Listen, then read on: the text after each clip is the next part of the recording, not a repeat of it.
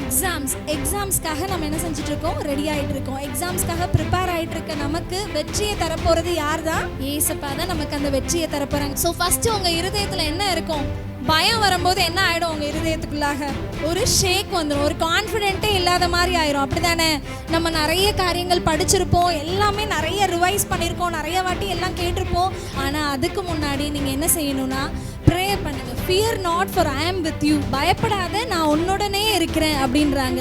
So இந்த பயப்படாத அப்படின்ற வார்த்தை பைபிளில் எவ்வளோ டைம்ஸ் இருக்குது?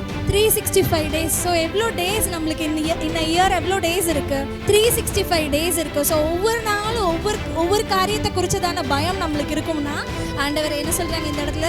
அந்த பயத்தை எடுத்து போடுறாங்க. ஃபியர் நாட், பயப்படாத, நீ பயப்படாத, நான் உன் கூட இருக்கிறேன். சில பேர் அசால்ட்டாக உட்காந்துருக்கலாம், எக்ஸாம் தானே நம்ம பார்த்துக்கலாம் அப்படின்னு. ஆனால் ஹாலில் போய் உட்காரும் போது என்ன ஆகிடும்?